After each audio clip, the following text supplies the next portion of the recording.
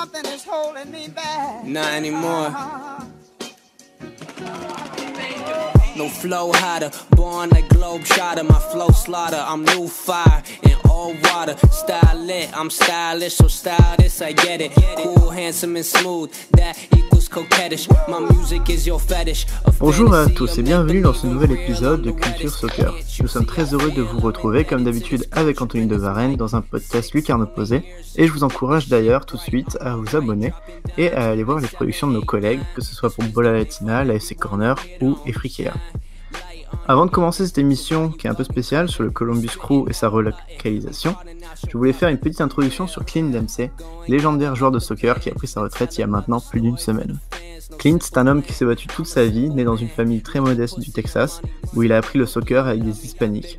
C'est un homme qui ne devait pas faire du football sa vie, sa sœur était en voie de devenir une tenniswoman professionnelle et les parents de Dempsey ne pouvaient pas conduire les deux enfants aux entraînements et dépenser dans les équipements pour eux deux, venant d'une famille très modeste, je rappelle, du Texas.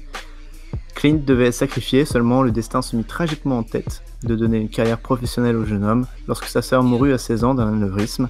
Il reçut donc une carrière dans le football dont il n'avait peut-être plus envie, et pourtant donna beaucoup de plaisir à tous ceux qui le regardèrent. À New England Revolution, il fut révélé, il partit pour Fulham, marqua but sur but pour devenir le meilleur marqueur américain en Premier League, puis fait une belle saison à Tottenham. Il revient en MLS à Seattle, démarre l'ère de la MLS 2.0 avec ce club lors de son recrutement, qui fut maintes fois moqué. Le très timide Clint Dempsey rentrit juste sur la pelouse de Seattle avec un gilet, puis le dézipa exhibant le maillot des Sounders pour la grande révélation qui n'en fut pas vraiment une puisque attendue depuis longtemps. Il finira héros du peuple de Seattle grâce à son association avec Obafemi Martins, malgré beaucoup de bas vers la fin, mais continua à être un homme étrange, friand de virgules, de petits ponts et de talonnades sur le terrain. Il déclare notamment qu'en dehors de celui-ci, il ne veut faire que marquer des buts et aller à la pêche, une de ses grandes passions pour cet homme calme qui, cependant, aura enregistré un rap au début de sa carrière, rap très étrange et très amusant à aller regarder, je vous l'encourage. Il prit sa retraite en ce milieu de semaine, assez classique pour Clint, sans grande pompe, entreprise totale, sans grandes annonces sur les réseaux sociaux, lui qui poste une fois tous les 6 mois, et en plein milieu de saison, alors que son équipe ne se porte jamais aussi bien. Il restera l'un des plus grands joueurs américains, à égalité pour le nombre de buts marqués en équipe nationale, et surtout un joueur atypique comme on n'en verra jamais. Surtout, c'est l'un des joueurs qui m'a fait aimer la MLS et le soccer, que j'ai commencé à aimer en visitant Seattle en pleine journée et en voyant plein de maillots de Dempsey un petit peu partout. Et c'est un joueur qui aura un héritage important dans l'histoire du soccer américain. D'où notre question pour débuter cette émission, quel sera son héritage et est-il le meilleur joueur de soccer américain de l'histoire et de selon l'équipe nationale? Qu'en penses-tu, Anthony? Pour moi, vraiment, Clint Dempsey, c'est un des meilleurs. Et au début, je me posais la question, est-ce que Landon Donovan a plus marqué les esprits que Clint Dempsey? Et au premier œil, je disais, bien oui, c'est certain, puisque Landon Donovan a vraiment marqué les Galaxies, les San Jose Earthquakes, mais je pense que celui qui a fait le plus de bien à la MLS et au soccer américain, c'est vraiment Clint Dempsey grâce à sa carrière en Angleterre avec Fulham, où il a marqué une 50aine de buts, avec Tottenham, où il en a marqué 7 en 29 matchs. Donc, vraiment, là, pour l'aspect, pas l'aspect vente de la MLS ou vente du soccer américain, mais vraiment performance. Je crois que tu avais bien raison, c'est Clint Dempsey qui a vraiment marqué les esprits, là, que ce soit en sélection ou en club, et ça, partout dans le monde. Oui, et puis je pense que celui qu'on associe souvent à l'opposé de Clint Dempsey, c'est Landon Donovan, qui est un des joueurs aussi les plus populaires du soccer américain. Mais il y a vraiment une différence entre les deux. Landon Donovan, il a eu plein de procès, pas plein de procès, mais plein de problèmes. Il est dur d'aimer Landon Donovan, il a fait plein d'erreurs dans sa carrière. Il est parti de San Jose pour LA, il a eu plein de scandales. Et récemment, d'ailleurs, il s'est trouvé pas mal dans la presse pour pouvoir supporter l'équipe du Mexique. C'est vraiment une personne polarisante qui est difficile d'aimer. Et il n'a pas le même parcours que Clint, il vient d'un milieu plutôt aisé.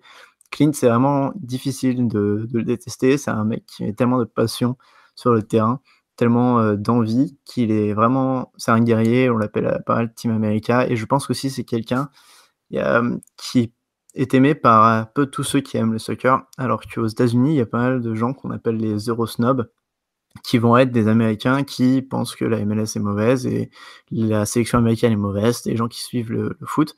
mais préfèrent supporter l'Italie, l'Allemagne ou le Mexique plutôt que les États-Unis, puisqu'ils détestent vraiment leur pays sur ce côté football. Il y a vraiment une grosse partie de la population américaine qui suit le foot, qui fait partie de ces Eurosnobs. Et Clint Dempsey, c'est une des personnes qui a pu faire changer beaucoup d'avis de ce côté-là, parce que c'est un joueur qui a eu du succès en Europe et un joueur en succès en équipe nationale. Vraiment un joueur qui aura réussi à faire populariser la MLS et l'équipe nationale. Oui, oui, tu as vraiment raison parce que, par exemple, là, pour le peuple américain, voir un Landon Donovan sortir de sa carrière pour aller au Club León au Mexique pour faire un total de 5 matchs, 0 but, vraiment un retour inutile, supporter le Mexique et tout. Vraiment, là, il est vraiment controversé, comme un peu un Jermaine Jones qui a peut-être été moins marquant dans l'esprit des Américains, malgré une assez belle carrière. Mais assez moins marquant, mais tout aussi, tout aussi là, haïssable, on pourrait dire. Ouais, je pense que les seuls qui peuvent rivaliser avec Clint Dempsey sur le terme de la notoriété, ce serait Tim Howard et Brad Friedel, mais puisqu'ils ont eu quand même une grosse carrière, surtout en Première Ligue, mais c'est plus compliqué dû à leur position de gardien de but. Ils sont quand même beaucoup moins connus et aux yeux du grand public, ça reste des gardiens. Ils n'ont pas la folie qu'a sur le terrain Clint Dempsey. Et surtout, ils ont moins connu de gros moments que Clint. Oui, à la limite, on pourrait parler de Alexis Lalas avec quand il est allé en Europe pour jouer en Serie A, je crois. Donc, mais vraiment, là, c'est pas comparable. C'est vraiment Clint Dempsey. Mais pour l'avenir, là, on espère que des jeunes comme Cameron Carter-Vickers, Christian Pulisic, Tim Weah puissent faire une aussi belle carrière que lui, et ça, là, en Europe, et pourquoi pas aller en MLS quelques temps. Oui, je pense que dans le futur, il y aura peut-être plus grand que Clint Dempsey, mais je pense pas qu'il y aura un autre joueur comme Clint Dempsey, parce qu'il est vraiment, vraiment atypique. C'est vraiment juste un petit gars du Texas qui veut aller faire de la pêche et qui a l'air de rien en avoir à faire à chaque fois. C'est vraiment un joueur atypique qu'on ne reverra plus sur les pelouses. Enfin bref, on se retrouve juste après, sauf si tu as un dernier mot sur Clint. Oui, mon dernier mot, ça serait Clint Dempsey, là, au-delà du terrain, là, c'est vraiment, comme tu l'as dit, là, un être exceptionnel en dehors, et je crois que c'est ça qui a le plus marqué le peuple américain. Génial, et ben on se retrouve tout de suite pour parler de la relocalisation du Crew. I got a bitch that look like Left Eye, and she be posted on the west side. She always say that that's the best side. So hold up, girl, I thought the best die. I got the gas, she call me Jethro. I hit her but like shorty, let's roll.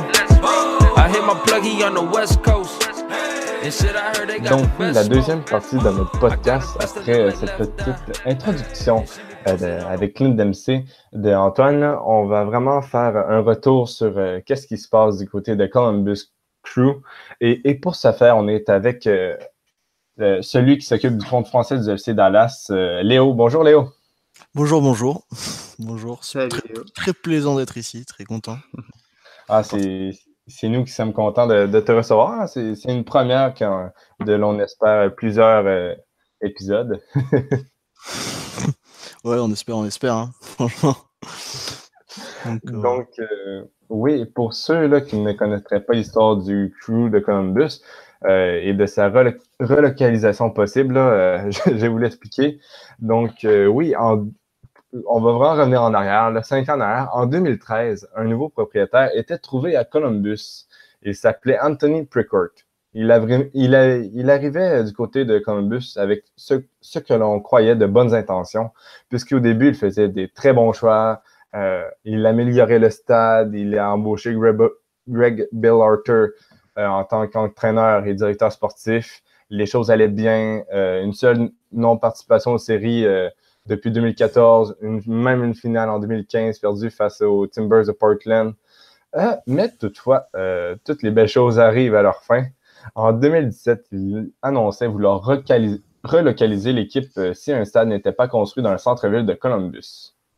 Au début, les supporters pouvaient penser à un simple coup de pression de sa part, mais les choses allaient s'envenimer très vite.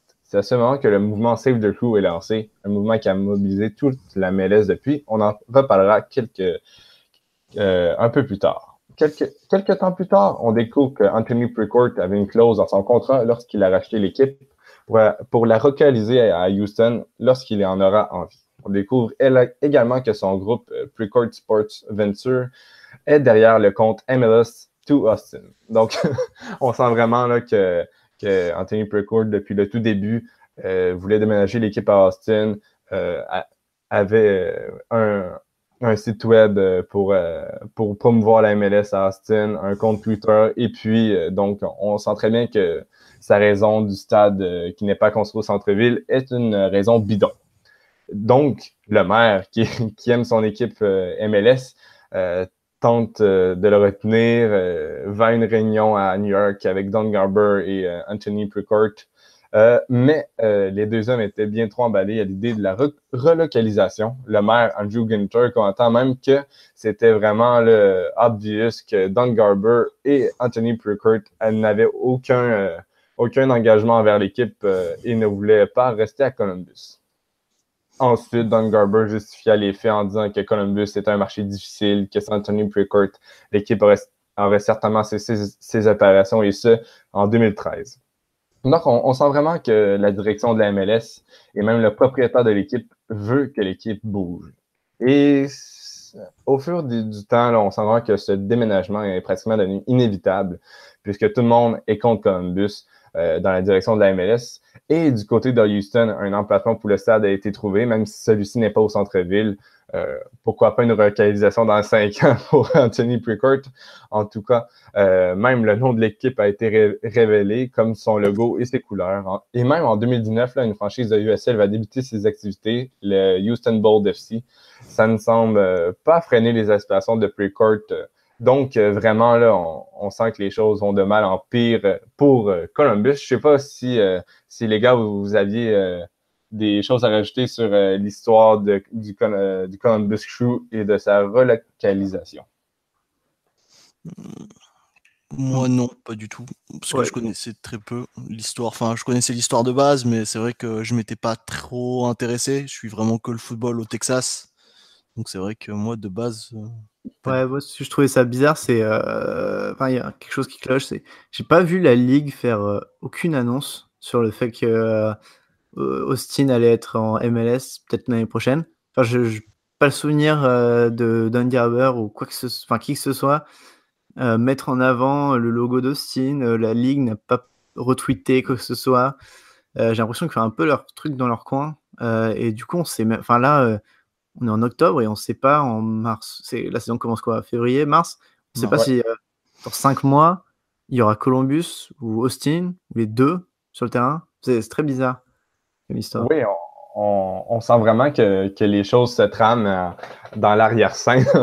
Il n'y a aucune publicité, il n'y a aucun communiqué de presse sur le sujet. Donc, c'est vraiment là... on ne sait pas ce qui va se passer dans les prochaines semaines, les prochains mois ou les prochaines années. Et pour ceux là, qui se demanderaient, est-ce que ça va être la première relocalisation MLS? Est-ce qu'Antoine, tu pourrais nous faire l'histoire des relocalisations en MLS? Ouais, il y en a eu une seule, là, pas loin de l'équipe de support Léo. En 2005, il y a les San Jose Earthquakes qui ont un problème avec la Ligue parce que la Ligue veut qu'ils construisent un terrain de soccer spécifique, c'est-à-dire qu'il soit que pour l'équipe des Earthquakes. Et problème, San Jose n'arrive pas à trouver un terrain, tout ça, ça va de mal en pis. Et donc San Jose bouge à Houston pour devenir les Houston Dynamo, qui eux ont réussi à trouver un T1. Mais on peut le dire, enfin déjà, les San Jose Earthquakes sont revenus dans la ligue 2 ans plus tard avec de nouveaux propriétaires dans un nouveau stade. Donc c'est pas vraiment une relocalisation dans le sens où, enfin si, mais ils n'ont pas disparu. Et deux, on peut pas dire que Houston Dynamo soulève des foules. Léo, je pense que tu confirmeras. Je confirme, il y a vraiment très peu de personnes qui vont voir Houston. C'est assez problématique, surtout que leur stade est au centre-ville. Donc c'est encore un autre problème parce que Dallas sera aussi quelque chose à discuter. Mais c'est vrai que Houston n'attire pas vraiment des foules et ça étonne beaucoup chez nous à Dallas de voir aussi peu de personnes. Surtout que souvent la MLS truquent un peu les affluences en disant qu'il y avait 16-17 000 personnes, alors qu'en fait, ils sont souvent pas très loin de 10 000, entre 9 000 et 10 000 souvent dans le stade. Et ça, c'est assez étonnant. Alors, bon, ils ont fait une finale de conférence l'année dernière, mais c'est vrai que les résultats ces dernières années de Houston Dynamo, c'est pas terrible. Ils ont pas été qualifiés 2014, 2015, 2016. Donc, est-ce que ça vient de là? Je sais pas.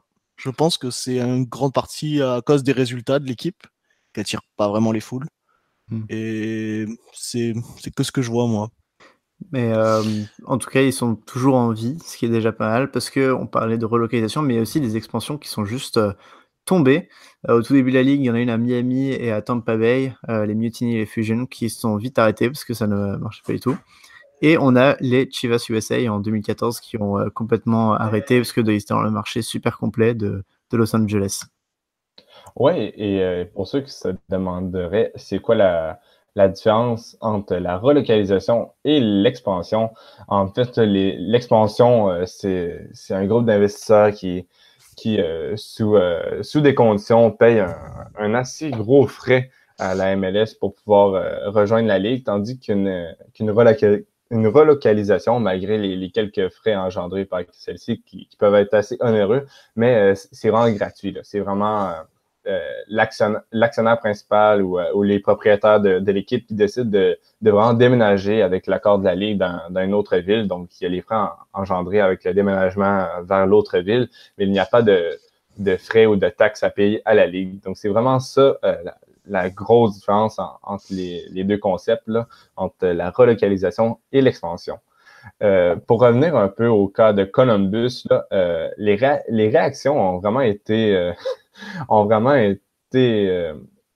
mitigées parmi les supporters du Crew, parmi les gens de Austin et même ailleurs aux États-Unis, dans le monde. Là, ça allait vraiment mobiliser la Ligue en entier avec le mouvement Save the Crew.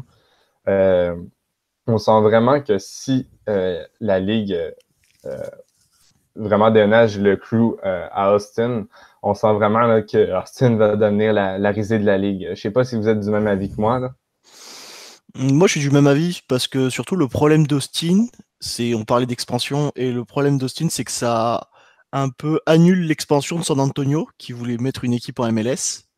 Et du coup, il y a pas mal de soucis au Texas et on en discute beaucoup sur certains sujets, certains forums de fans. Et c'est vrai que Austin est de moins en moins aimé, surtout dans la région du Texas, parce que tout le monde pensait que ça allait être San Antonio la prochaine équipe. Et du coup, c'est vrai que ça attire un petit peu Enfin, tout le monde est un peu étonné de ce choix de mettre Austin, alors qu'il y avait plusieurs choix. Et puis bon, voilà, comme on sait, le soccer au Texas, c'est pas vraiment le sport roi. Donc, et puis bon, on va avec le mouvement Save the Crew qui a pris vraiment de l'ampleur, à mon avis. C'est vrai que ça va être compliqué pour Austin. Je sais pas, enfin, déjà, est-ce que quelqu'un se souvient du fait, enfin, est-ce que quelqu'un quand on va jouer à Houston ou joue Houston à la maison, les déteste parce qu'ils ont fait une relocalisation? Je sais pas trop si, tu vois, je sais pas si Ouais. il va y avoir cette haine du supporter par rapport à l'équipe et aux fans, alors que c'est surtout le propriétaire. Je pense que ce qui a vraiment polarisé les gens, c'est que déjà, c'est hyper rare en MLS. Comme on a dit, il y a un seul précédent et la franchise qui est partie est revenue. Et surtout, c'est pas quelque chose dont on est habitué en MLS parce que c'est quand même un sport européen, le football.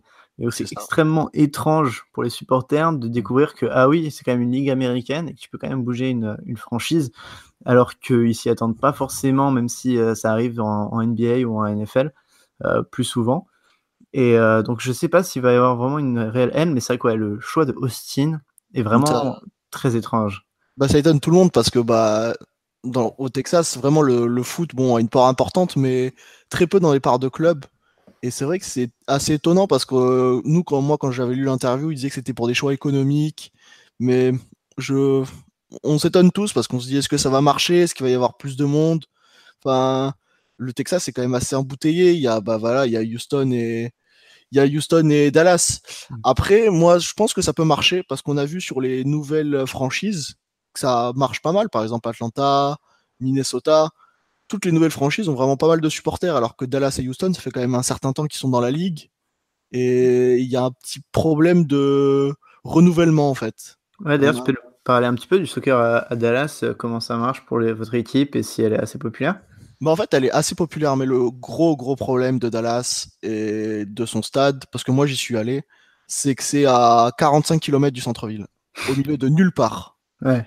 Donc en fait, il y a la banlieue de Frisco, et Frisco, en fait, bah, c'est un centre industriel.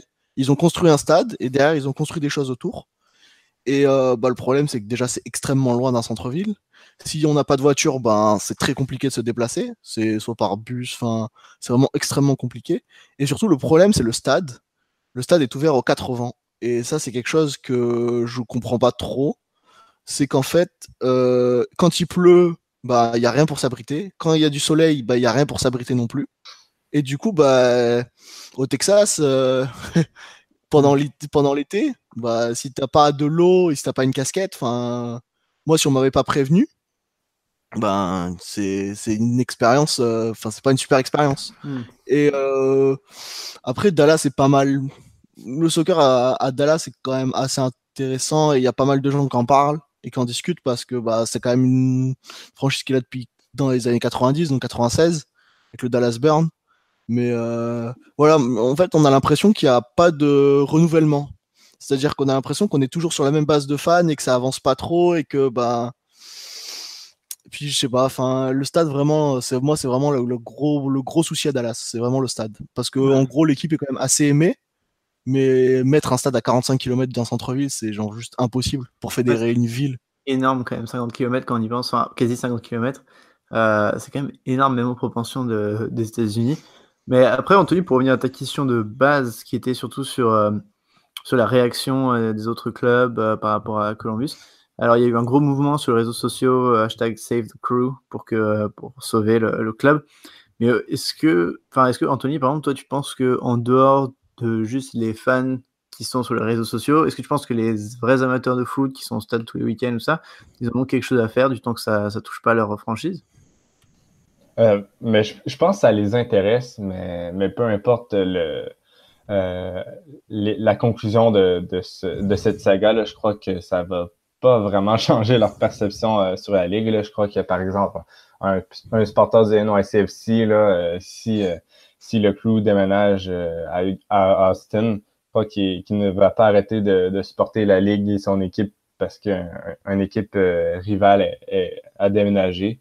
Et je tiens vraiment à préciser là, que on en parle comme si Austin serait la partie méchante de cette relocalisation-là, mais les gens sur place ont plein de bonnes intentions. Là. Faut pas les voir comme les méchants, comme quelqu'un que vous pouvez suivre sur Twitter, Jérôme Cortinovis, qui habite aux alentours de Austin, je crois, fait vraiment du bon boulot pour essayer de rendre la ville et tout gentille pour la MLS et tout, parce que vraiment, là, des fois, avec le mouvement Save the Crew, on a vraiment l'impression qu'à Austin, ils se régalent de qu'est-ce qui se produit au Crew. Ils trouvent ça désolant parce qu'ils l'ont eux-mêmes vécu en NBA lorsque leur franchise est partie du côté d'Orlando, les Magic d'Orlando. Donc, ils savent c'est quoi le sentiment que ça fait pour l'équipe qui part, mais ils se disent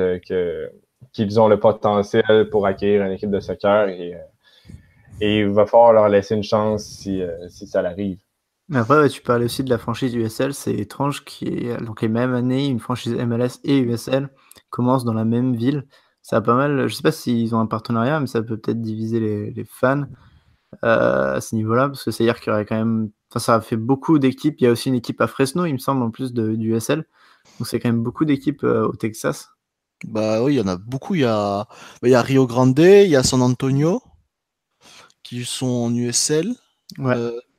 Donc ça en fait beaucoup. Après, en fait, le problème, je pense que c'est pas qu'Austin ne sera pas aimé, c'est que je pense que tous les fans auront un peu peur que ce mouvement se démocratise et qu'il y ait beaucoup plus d'équipes qui partent. Parce que je pense que on voit pas. Moi, Austin, ils vont jamais me déranger, c'est pas ça.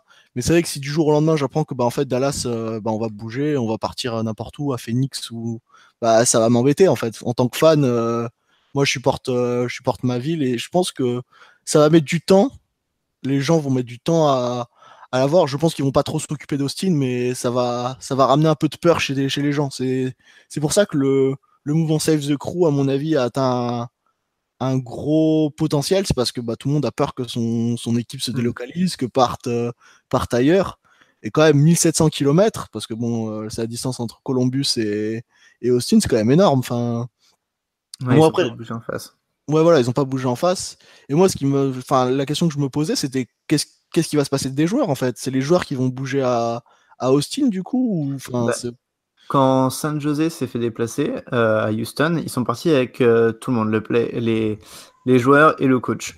Après, je sais pas si ça va se faire au niveau, par exemple, je sais pas si les employés, l'administration va bouger, parce que d'ailleurs, il faut savoir qu'il y a beaucoup de problèmes à Columbus en ce moment, parce que apparemment le stade et apparemment les gens de la sécurité du stade, par exemple, sont quasiment plus payés.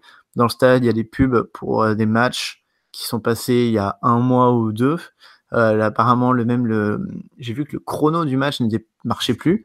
Donc, c'est-à-dire que l'Anthony Précourt et tout l'administration de Columbus n'en a vraiment plus rien à faire et ont vraiment tout déménagé à Austin. Donc, ça crée aussi des problèmes par rapport à ce niveau-là. C'est-à-dire qu'ils ont même relancé une campagne d'abonnement pour le crew pour l'année prochaine, mais ils ne savent même pas s'ils auront un club. Je m'éloigne un peu du sujet, mais oui, donc du coup, ils devraient partir avec les joueurs et le coach. Ce qui est extrêmement étrange. Je ne sais pas s'ils auront par exemple une expansion draft. J'imagine que non, vu que c'est pas une expansion. Ça pose plein de questions.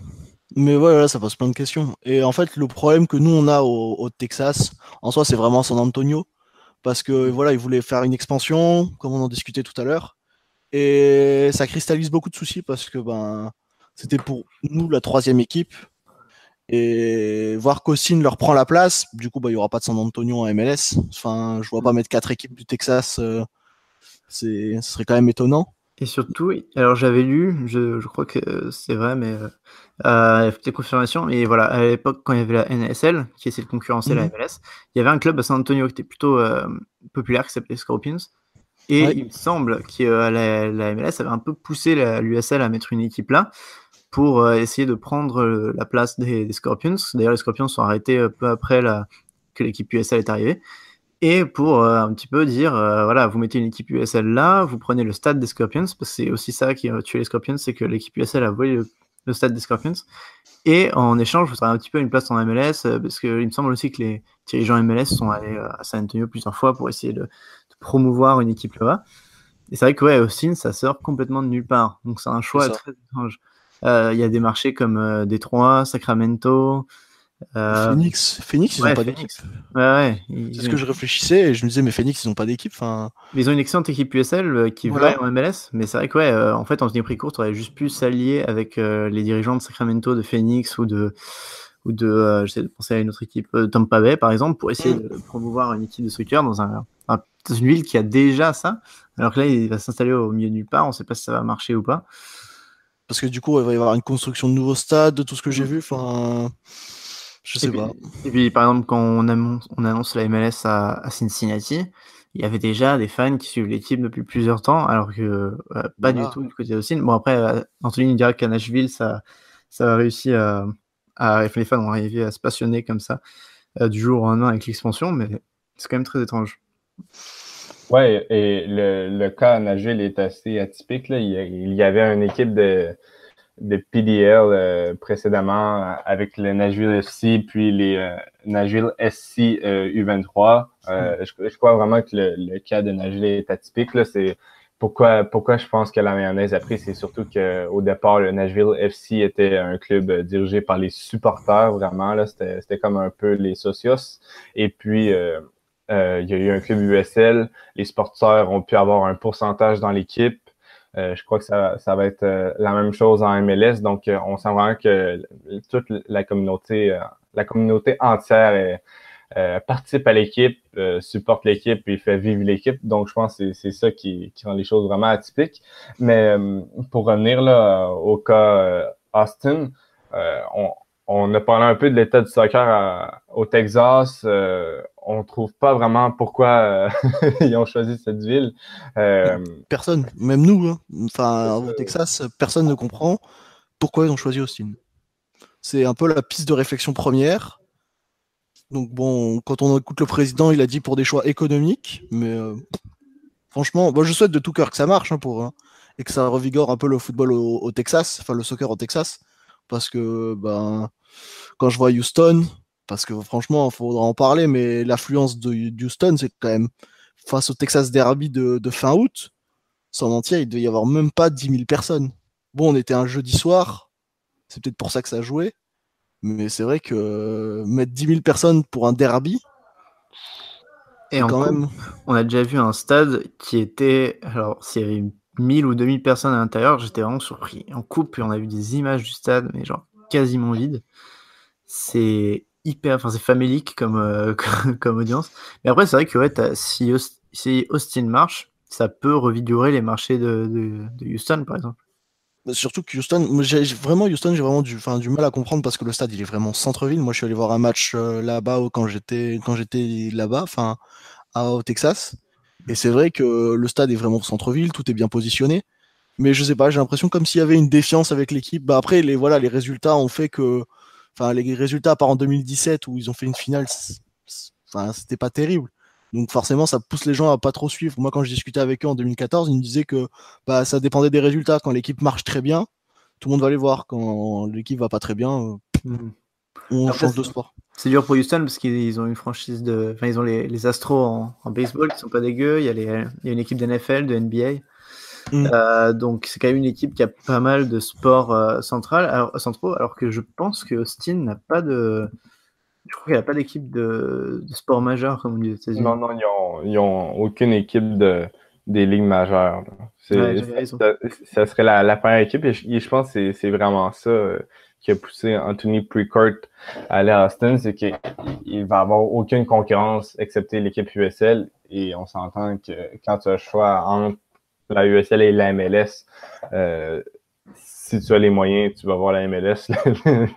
Le niveau est bien plus élevé. Donc, je crois que c'est vraiment la raison principale à ce déménagement vers Austin s'il est conclu. Mais pour conclure là, sur le cas Columbus, qui semble vraiment vraiment embrouillé. On n'est pas sûr de ce qui se passe dans l'arrière-scène. On n'est pas sûr de ce qui va se passer. On n'est même pas sûr de ce qui s'est passé dans le passé.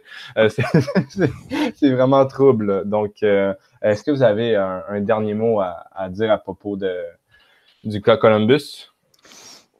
J'ai commencé. Je crois qu'ils sont en procès parce qu'il y a une loi qui permet pas d'annuler une relocalisation, mais de pouvoir revendre son club. Et imaginons que le Columbus resterait, ça ferait quand même un gros problème pour les MLS qui essayent d'expandre, qui essayent de faire payer 125 millions pour un prix d'expansion. Si le club pouvait juste rester comme ça, c'est assez compliqué. Donc on parlera peut-être un peu du procès après, mais à mon avis, c'est ça le gros problème. On va voir s'ils arrivent à rester dans la ligue en fait avec Austin, ce qui sera un gros tour de force. Mais c'est un club qui a des problèmes. On va pas se mentir, il y avait vraiment des problèmes d'audience, comment tu dis, attendance il n'y avait pas grand monde dans le stade, à Columbus, on va pas se mentir, mais ils avaient des beaux résultats, c'est quand même un club historique, donc ce serait dommage que ça disparaisse. Voilà, Léo, je sais pas si tu veux rajouter quelque chose. Non, moi je veux pas, moi je veux pas trop rajouter. Je pense qu'Austin ça marchera et ça prendra quelques marchés de Dallas parce que je sais qu'il y a quelques fans de Austin qui vont voir des matchs de Dallas. Donc je sais que on sera un petit peu impacté, mais moi je leur souhaite de tout cœur de réussir parce que c'est quand même une nouvelle franchise et ça amènera un nouveau derby dans le Texas, donc ça sera intéressant. Mais Et juste pour ajouter, j'ai vu que c'était quand même la 11e ville la plus peuplée des États-Unis. Ouais. Donc ça va être une des grandes villes qui n'a pas de club MLS. Donc c'est pas mal pour le chef de la MLS, Don Garber, a déjà dit qu'il voulait viser les gros marchés. Donc c'est peut-être aussi pour ça. Et comme on l'a dit, il n'y a pas d'autres clubs de sport majeurs. Donc ça va beaucoup aider. Ça a beaucoup aidé. Oui, et on parlait du procès là, il y a quelques instants. Là, une petite précision, dans le fond, le procès, c'est qu'il y a une loi à la ville de Columbus que quand une équipe professionnelle utilise les taxes de la ville, des subventions, il est obligé d'annoncer 6 mois à l'avance une relocalisation afin qu'un investisseur de la place puisse vraiment racheter l'équipe pour la garder sur place. Donc, c'est vraiment un procès qui se déroule en ce moment pour contrer la relocalisation, puisque il y a eu le même genre de procès lorsque les Browns de Cleveland en NFL avaient tenté de déménager du côté de Baltimore. Ouais, il me semble que j'ai vu sur Twitter passer que Mark Wahlberg sera intéressé dans les... Ouais, c'était intéressé, j'avais regardé, mais je crois que c'est surtout c'est surtout le nom Mark Wahlberg, parce qu'en fait, lui, c'est pas qu'il s'en fiche un peu, mais c'est surtout des investisseurs. Ouais, c'est surtout des investisseurs qui son équipe, mais c'est une rumeur qui datait de mi-juillet, fin juillet, mi-août, je crois, et depuis on n'a plus de nouvelles, donc j'y crois pas trop. En vrai, je pense que ça va partir. C'est vraiment bizarre, voilà, dans 5 mois, on sait toujours pas si, comme je dis, la MLS n'a toujours pas communiqué, toujours pas dit, tiens, Austin sera la prochaine équipe, enfin, on sait toujours pas dans 5 mois si Columbus et Austin seront sur la ligne de départ. Donc vraiment très étrange.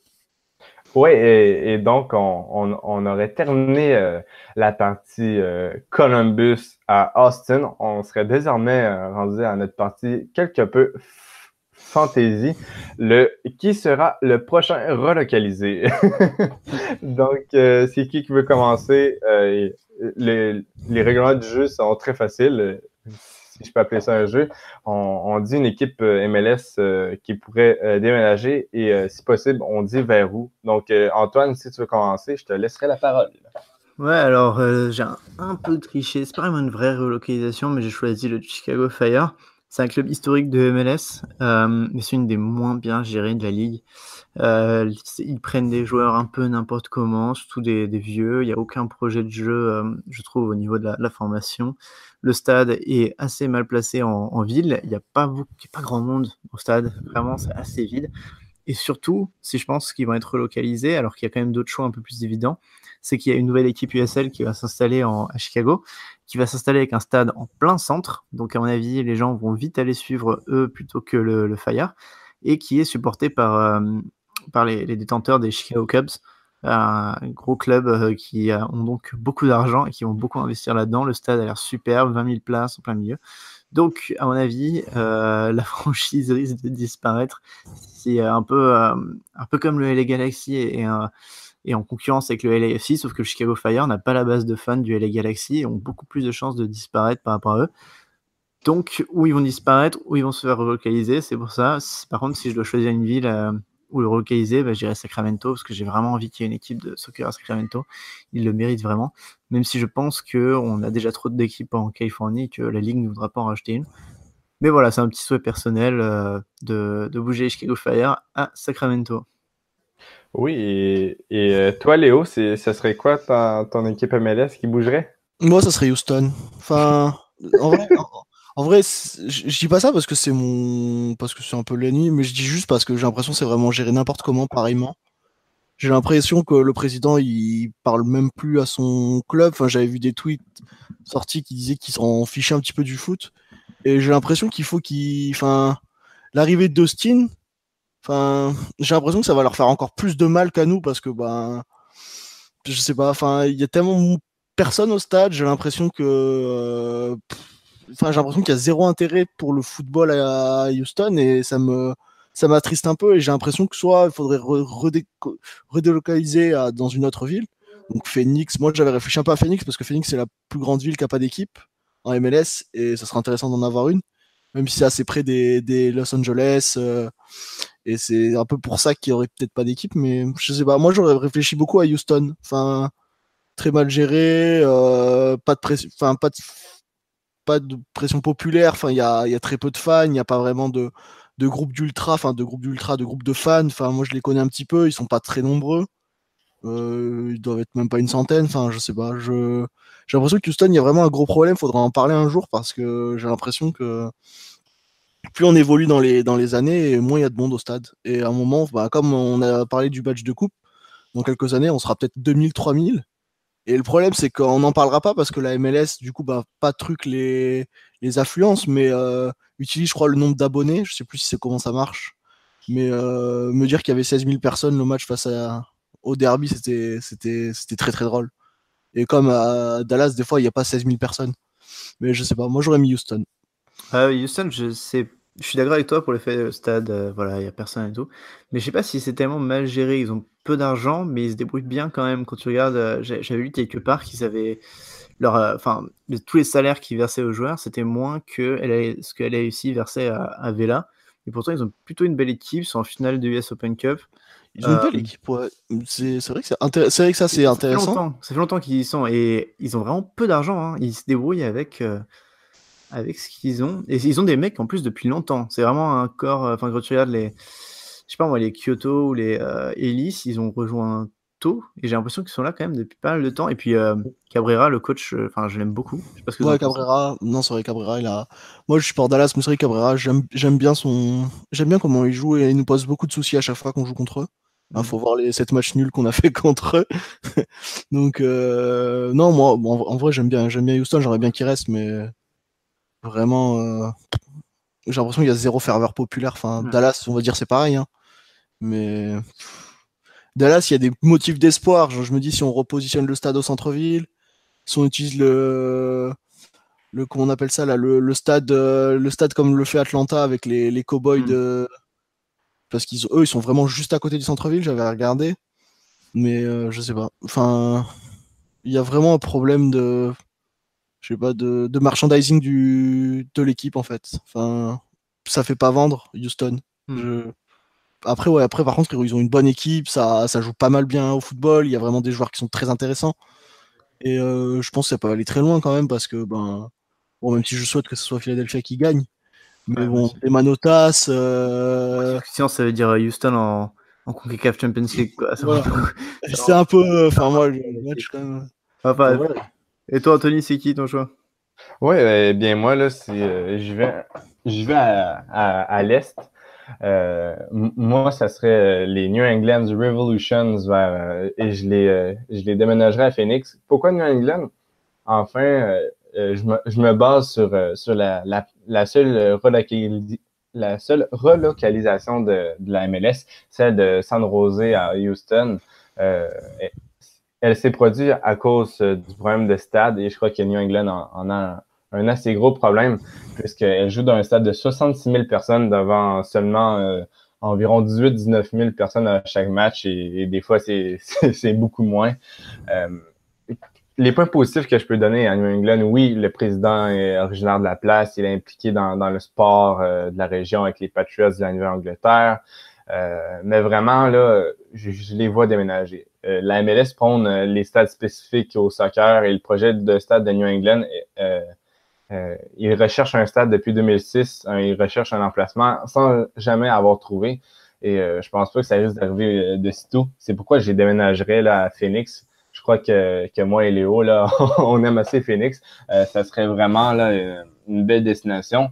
Et en plus, il va y avoir 3 nouvelles équipes à l'Est en MLS, Cincinnati, Nashville et Miami. Donc, c'est le temps de vraiment rebalancer les conférences. Et c'est pourquoi là, j'envoie une équipe de l'Est à l'Ouest.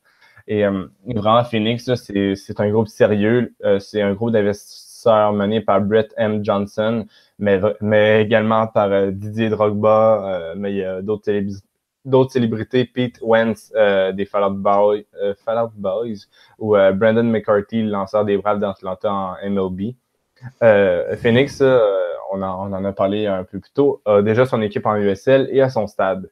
Et même les propriétaires, là, s'ils ont le mot de la MLS pour dire on va avoir une équipe et tout, eh bien là, ils peuvent construire un stade tout proche de leur complexe qu'ils ont déjà. Et vraiment, là, c'est un club qui intéresse les gens de la place. Ils accueillent 6400 personnes à chaque match et ça, c'est la capacité maximale du stade.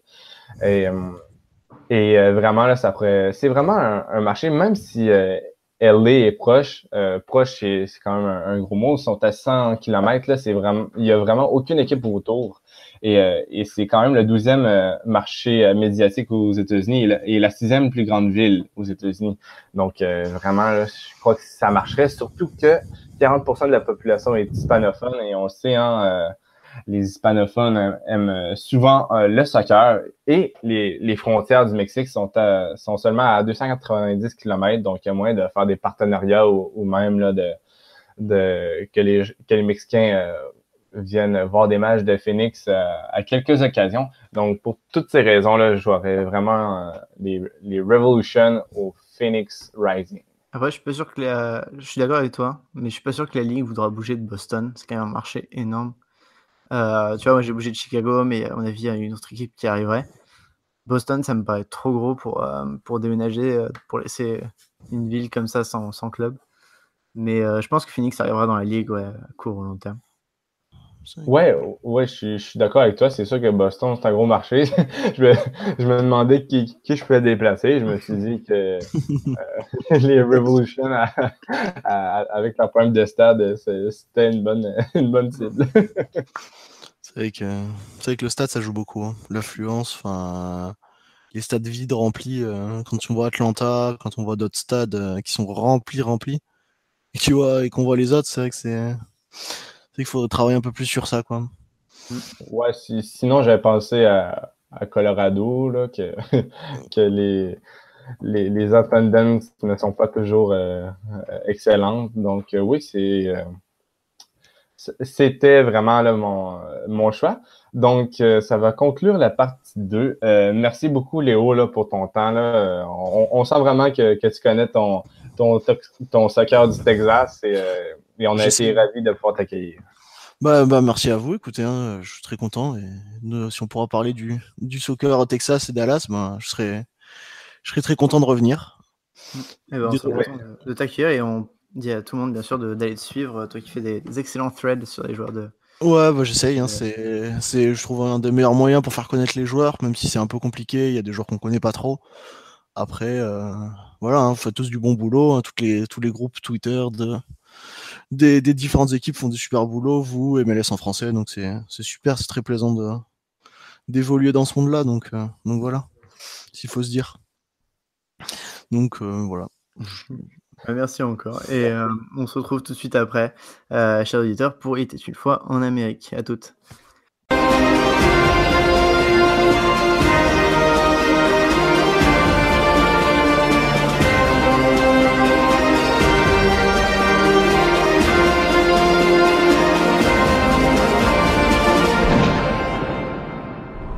Merci beaucoup à tous d'avoir suivi cette partie sur le Columbus. J'espère que ça vous a bien intéressé.